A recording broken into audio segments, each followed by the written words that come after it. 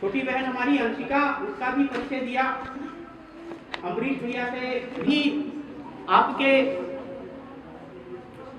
अपने साथियों के विचारों से अवगत होंगे।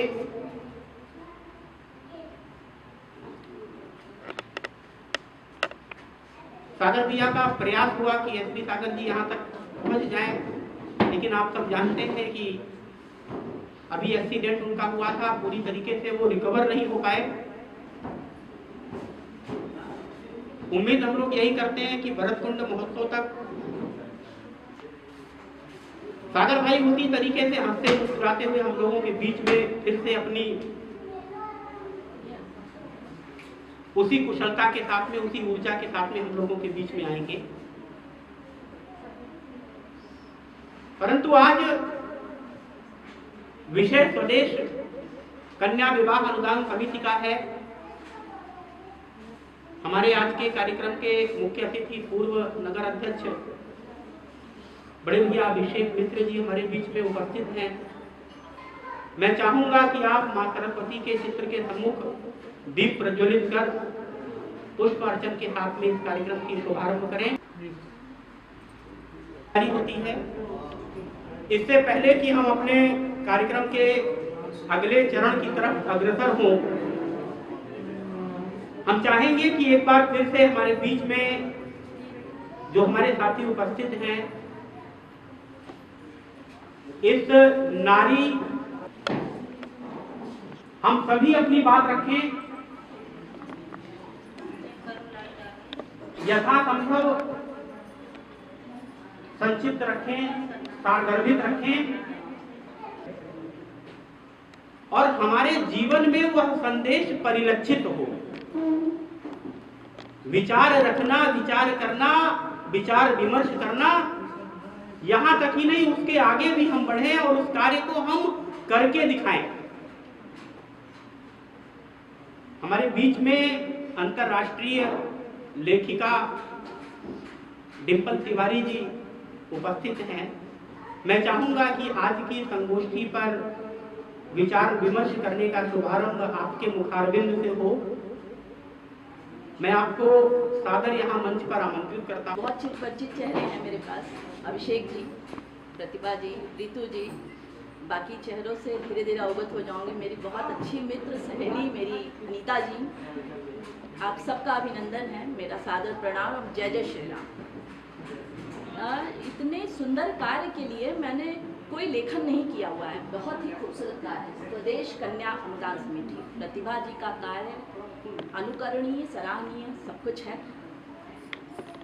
अभी बहुत अच्छी बात आपने कही है, हमारे गुरुजी, जिनको वर्दी वाले गुरुजी कहा जा रहा है, इन्होंने इतनी अच्छी बात कही है कि घर के लिए और अपने लिए बहुत कुछ कर रहे हैं, समाज के लिए करिए, तो सीखने योग्य है। अब कि चैरिटी बिगेन्स आफ्टर होम, खूबसूरती आपके घर से शुरू होगी। अपनी पत्नी, अपनी माँ, अपनी बहन, अपनी बेटी, उनका सम्मान करिए। लेकिन मैं फिर कहूँगी, मैं हमेशा नारी सशक्ति पे बोलती हुआ आई हूँ, लेकिन लोग इसका विरोध करते हैं कि आप नारी सशक्ति के लिए काम करती हैं और 24 साल से लिख रही हैं, पर पुरुषों का बड़ा बखान है। इस योगदान को कैसे नकारा जाए? पिता रूप में, पति रूप में, भाई रूप में, पुत्र रूप में, मित्र रूप में इनका सहयोग नकारा नहीं जा सकता। आज अभिषेक जी परिचय के मोहताज नहीं है, जन जन जानते हैं इनको, अयोध्या के हर व्यक्ति इनके, मेरे घर से आपके बड़े पुराने संबंध हैं। तो ये अगर आगे बढ़ के मार्गदर्शन नहीं करेंगे या हमें यहाँ पर लाकर खड़ा करके, ठीक है हमने अर्जित किया है, पर वो सम्मान मुझे जो पुरुषों से मिला है मैं उसे भूल नहीं सकती। तो आज प्रतिभा जी अगर ये काम कर रही हैं, तो अमरीश जी द्वारा आज अभिषेक जी खड़े हैं, वर्दी वाले जो हमारे गुरु जी हैं, इनका योगदान, तो मैं पुरुषों का योगदान बिल्कुल नकार नहीं सकती, नतमस्तक हूँ आप सबके आगे। ठीक वैसे ही जैसे मैं अपने आज मैं जो कुछ भी हूँ, मैं अपने मेरे पति श्री राकेश तिवारी जी की वजह से हूँ, मेरे पिता स्वर्गीय रामग्रह शुक्ला जी की वजह से हूँ, और ऑफ कोर्स आप जैसे भाइयों का सहयोग, प्रेम, आदर मुझे विश्व के कोने तक ले जा रहा है। तो प्रतिभा जी जो काम कर रही हैं, निसंदेह उनके जो पतिदेव हैं, आप जैसे भाई मित्र जो इस कार्य को बढ़ाने में, सहयोग देने में, इसकी सुंदरता में चार चांद लगाने में खड़े हुए हैं। बहुत जल्दी मेरी मुलाकात भैया से हुई थी, अभी एक आयोजन पे इन्होंने मुझे आमंत्रित किया था जी। मैं इतनी अभिभूत हुई इनसे मिलकर उस प्रोग्राम में। मैं इनसे पर्सनली जाकर मैंने बात करी कि भैया आपने बहुत बेहतरीन काम किया है, तो मुझे बताइए हम स्त्रियों को बढ़ाने वाले अगर ये पुरुष नहीं, ये भाई नहीं, ये पति नहीं, ये पिता नहीं, तो और कौन है? तो ये कोरी कल्पना चंद पुरुषों की वजह से बनाई गई कि पुरुष दबाता है, पुरुष पिछाड़ता है, बिल्कुल नहीं। मेरे समक्ष जितने भाई बैठे हैं मैं सबको नतमस्तक करती हूँ, सबको मेरा आदर है, प्रणाम है। आप लोग की वजह से मैं यहाँ पे सजी हुई हूँ। अन्यथा अस्तित्व को बनाने में सिर्फ मातृत्व शक्तियों का हाथ नहीं है, मैं नहीं मानती इसको। और बहुत सुंदर बात कही आपने, मैं बहुत आपसे प्रभावित हुई, आपकी बात से मैं बहुत प्रभावित हुई। मैंने अनगिनत सभा को देखा है, आयोजित कराया है, आयोजन में बुलाया गया है। आपने एक बड़ी अच्छी बात कही है, शुरुआत करिए अपने आसपास से। ईश्वर की कृपा कहूँगी कि मेरे अपने स्वयं के बच्चे नहीं हुए। कृपा इसलिए कि अगर मेरे हो जाते तो शायद मैं और बच्चों पर ध्यान ना दे पाती, शायद मैं समाज के लिए ना कर पाती, शायद मैं साहित्य के लिए ना कर पाती। आज राघवेंद्र ठाकुर जी मुझे आगे लेके चलते हैं सिर्फ इसलिए कि मेरा सारा कंसंट्रेशन इस साहित्य के लिए है, समाज के लिए है, बहनों के लिए और ऑफ कोर्स भाइयों के लिए है, दो राय नहीं है इसमें। तो मैंने 3 बेटियां और 7 बेटों को अडॉप्ट किया, जिनकी मैं माँ हूँ। और मेरी 2 बेटियों की शादी हो गई, एक बेटी मेरी यूपीएससी की तैयारी कर रही है और मैं बहुत खुश हूँ, इतनी खुश हूँ मैं कि मुझे ईश्वर से कुछ नहीं चाहिए, अब सब मिल गया। बस आप लोग का प्यार, ऐसे जितने लोग बैठे हैं ये लोग मुझे याद रखें मेरे जाने के बाद भी कि डिम्पल जी ने समाज के लिए कुछ किया। और मैं बहुत साहित्य के लिए बहुत कर रही हूँ, दो राय नहीं है, समाज के लिए कर रही हूँ। मैं चाहूँगी कि आप जो कार्य कर रहे हैं, मैं आप बैठे सभी आदरणीय लोगों के सामने आपसे इस बात के लिए मैं आपसे रिक्वेस्ट कर रही हूँ कि आपके कार्य में जो आप बच्चों को शिक्षा दे रहे हैं, मेरे लायक जो भी होगा आप मेरा नंबर रखिए और मुझे आप बुलाइएगा। मैं सदैव खड़ी हूँ तन मन धन से।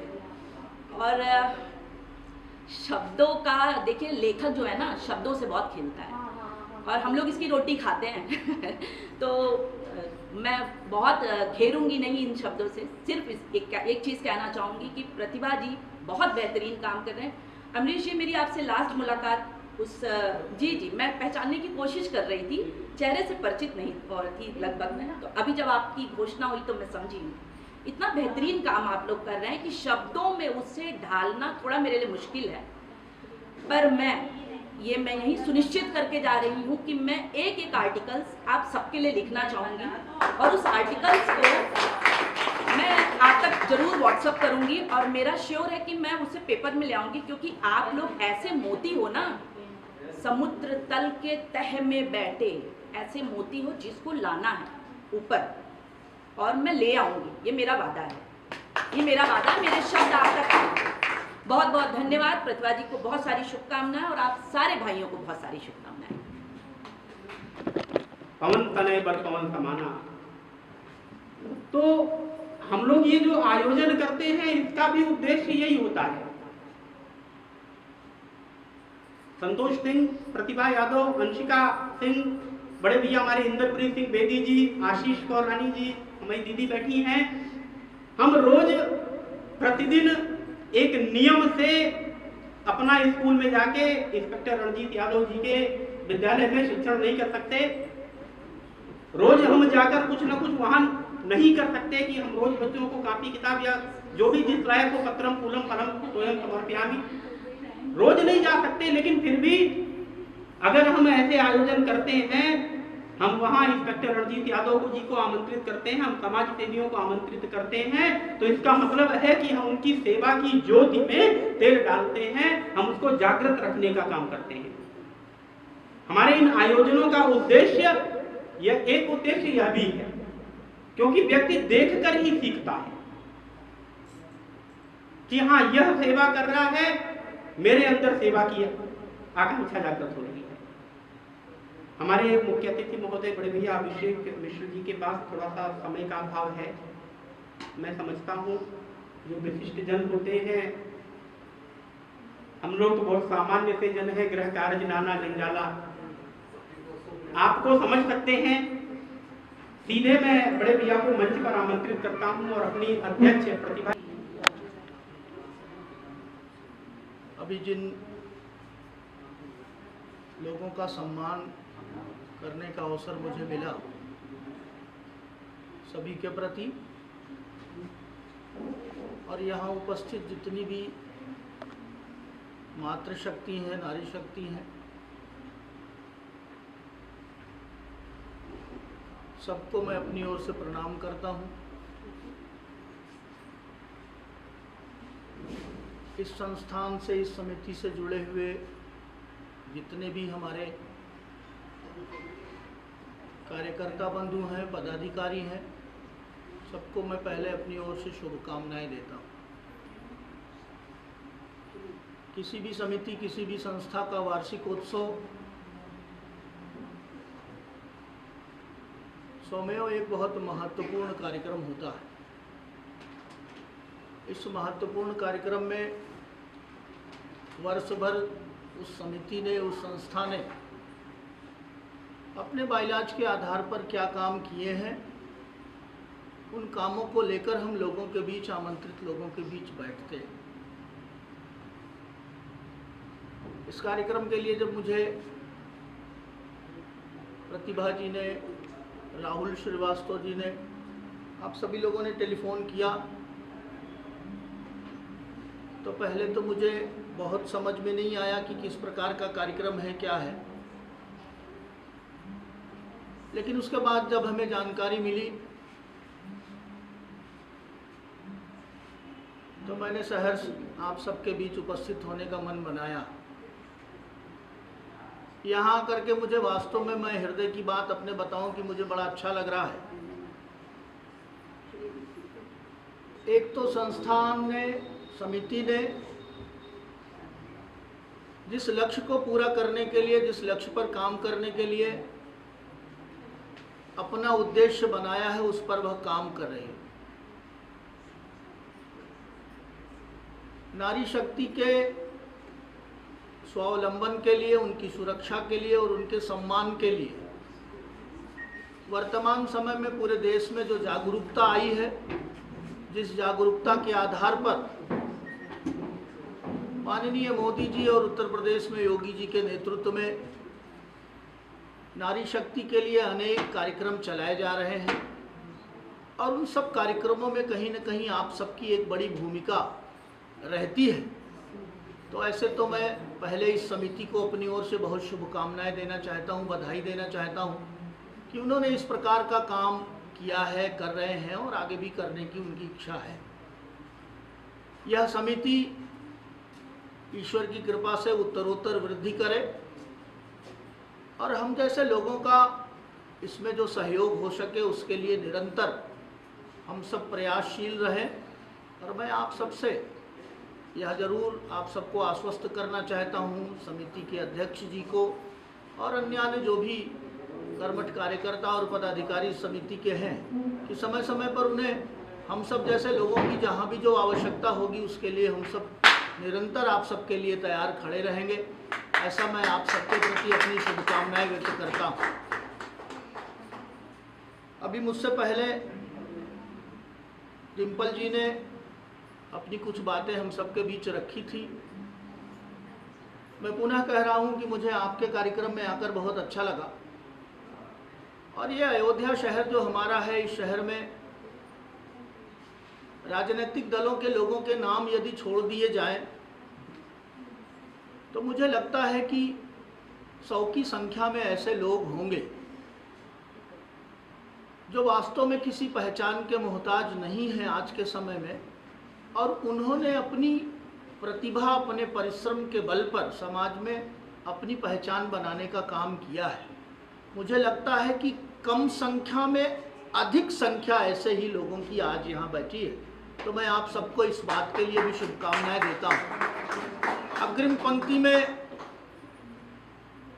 बच्चों के गुरु भी एक आदर्श पुलिस वाले की भूमिका भी निभाने वाले बैठे हैं। बहुत बड़े महोत्सव को अमरीश जी ऑपरेट करने वाले भी बैठे हैं। राष्ट्रीय अंतर्राष्ट्रीय स्तर पर जिनके लेख प्रकाशित होते हैं, लिखने की जिनमें क्षमता है, ऐसी लेखिका भी बैठी है।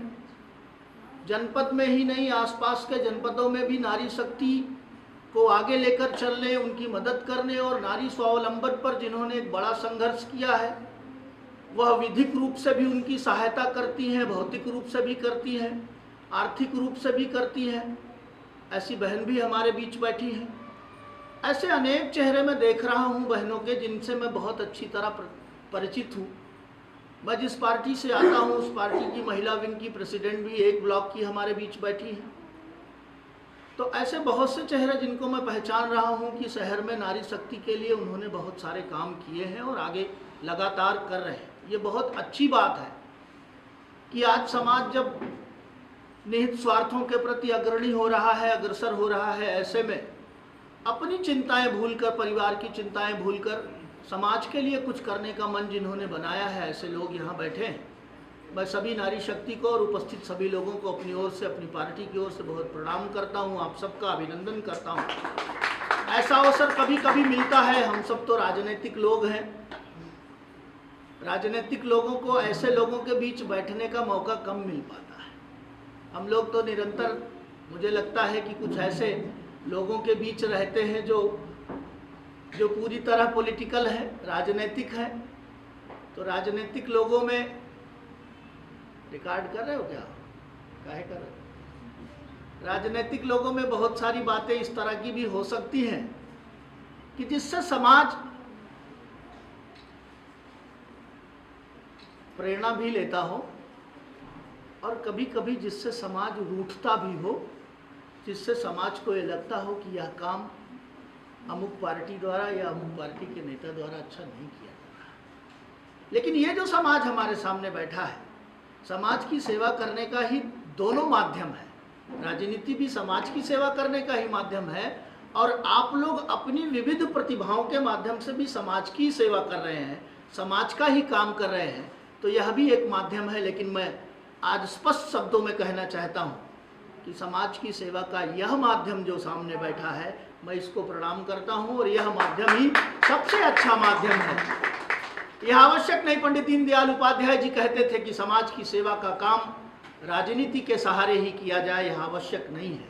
समाज की सेवा का काम किसी भी स्तर पर किया जाए, किसी भी तरीके से किया जाए, तो वह राजनीति की सेवा से बेहतर काम हो सकता है। और नारी शक्ति को आगे लेकर चलने का जो काम बहनें यहाँ कर रही हैं और बच्चों को शिक्षित करने से लेकर समाज में एक आदर्श शिक्षक और आदर्श भूमिका निभाने वाले लोग भी यहाँ बैठे हैं। मैं सबका अपनी ओर से सत्कार करता हूँ, आप सबका अभिनंदन करता हूँ।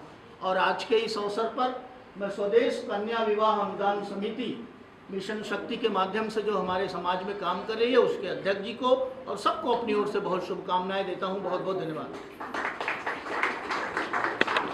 है लेकिन उस पार्टी में उस नेता ने राजनीतिक कार्य भी निष्फल चला जाता है। तो ये तो हमारी सनातन संस्कृति है और इसका उदाहरण प्रस्तुत किया, ये बहुत बड़ी बात है। क्योंकि मंचों पे आप बात करें भैया, ये जो पूरा विश्व है, इसके पालन के लिए, विध्वंस के लिए, इसके सृजन के लिए त्रिदेव की आवश्यकता होती है। किंतु जब एक स्त्री की बात है और मैं स्वयं को सशक्त करूंगी, किस प्रकार से सशक्त करूंगी कि मैं आर्थिक रूप से स्वतंत्र बनूंगी और स्वयं को आर्थिक रूप से स्वतंत्र बनाने के उपरांत अपने जैसे और जितनी भी स्त्रियों को हो सके उनको भी आर्थिक रूप से संपन्न बनाने का कोई भी प्रयोजन शुरू करूंगी, कोई भी मार्ग प्रशस्त करूंगी, कोई भी नया कार्य करूंगी या जो भी मेरे उसमें आता है, मेरी शक्ति में आता है, वो कार्य मैं करूंगी। एक नारी नारी की शक्ति होती है। और याद रखिएगा, महिला सशक्तिकरण का ये अर्थ कदापि नहीं है कि आप आर्थिक रूप से स्वतंत्र हो गई हैं या आर्थिक रूप से निर्भर हो गई हैं, आत्मनिर्भर हो गई हैं, तो आप ये समझिए कि अब तो आपका सशक्तिकरण हो गया। सशक्तिकरण उस दिन पूर्ण होगा जिस दिन आप घर के बाहर निकले और आपको एक पुरुष की आवश्यकता ना हो आपकी अपनी सुरक्षा के लिए।